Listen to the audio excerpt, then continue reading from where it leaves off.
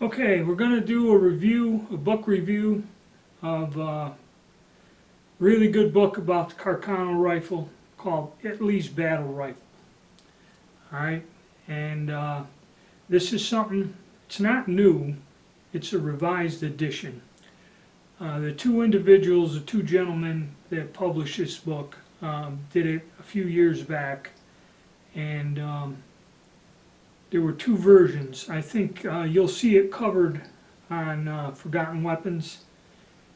He talks about this book, the first few publications, and what it is.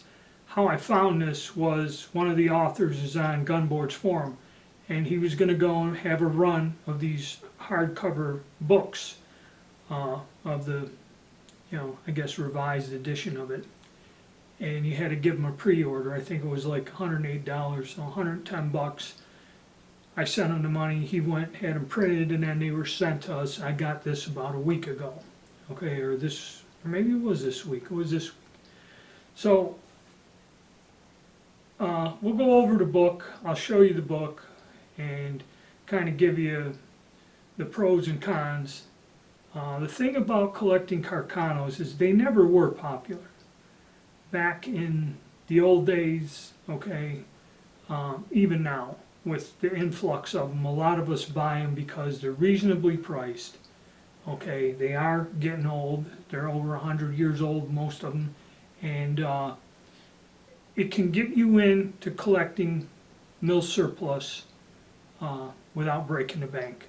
So it's a good place to start. But the only thing about Carcano rifles, even back in the old days, you really did not have an in-depth reference or anybody write anything in any detail to explain the variations and the development and use of the weapon.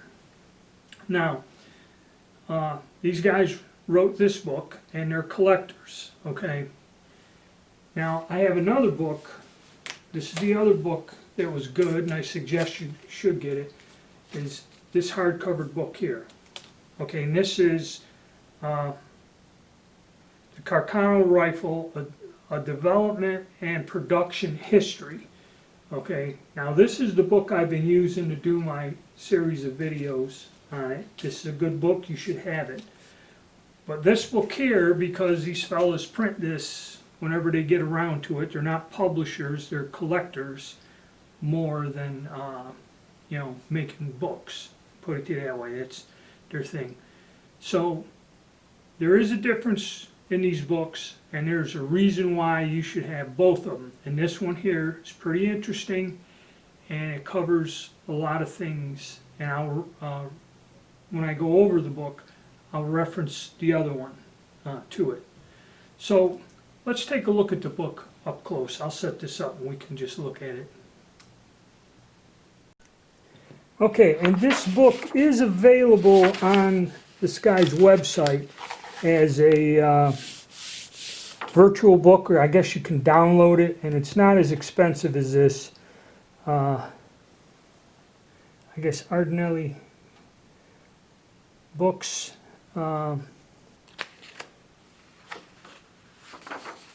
It can be, I guess, virtually downloaded. Now, this book here, it's got a dedication, an introduction, and all that, and there's dedication, forward, introduction, table of contents.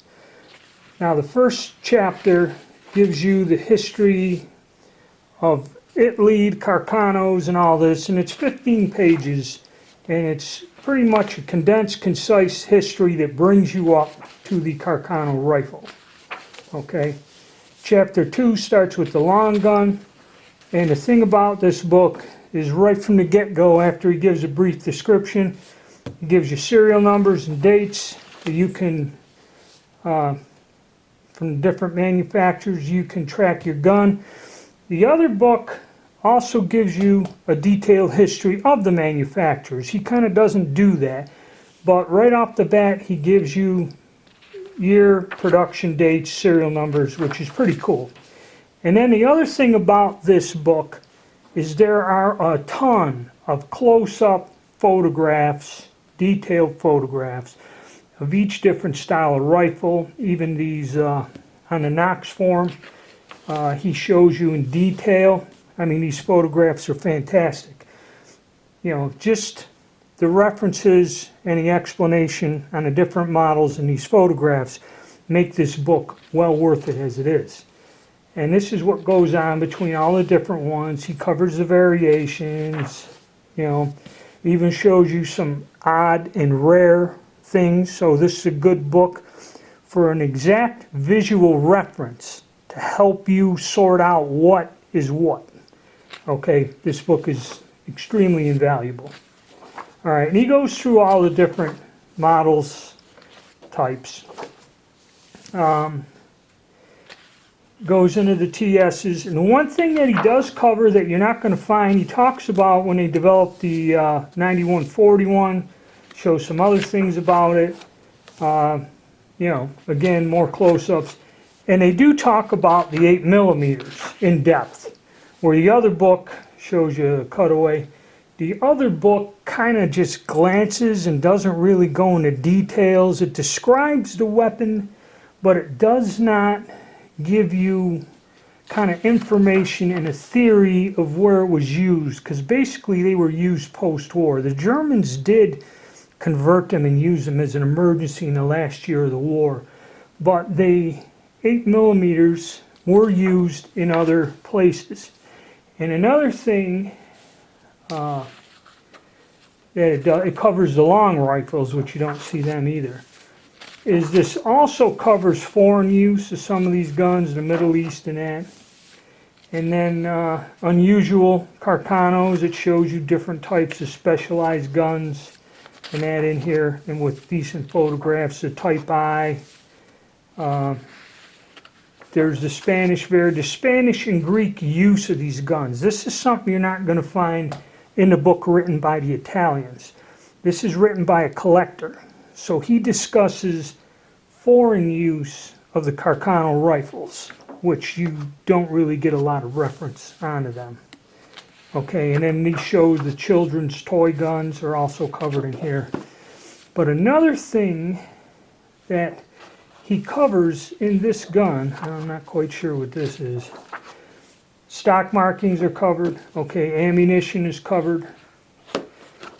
The thing that makes this book well worth the money is what they cover in here. The slings are covered, the accessories are covered, the sighting system, that aircraft thing, they covered a grenade launcher, and the web gear, the cartridge pouches and that are covered in here, okay, which the other book just glances on. Doesn't give you detailed information. They talk about bicycle troops and the use of it. And he has a chapter that extensively discusses the different types of bayonets and bayonets in general, which this is an outstanding reference. Shows you equipment, and then he gets into being a collector.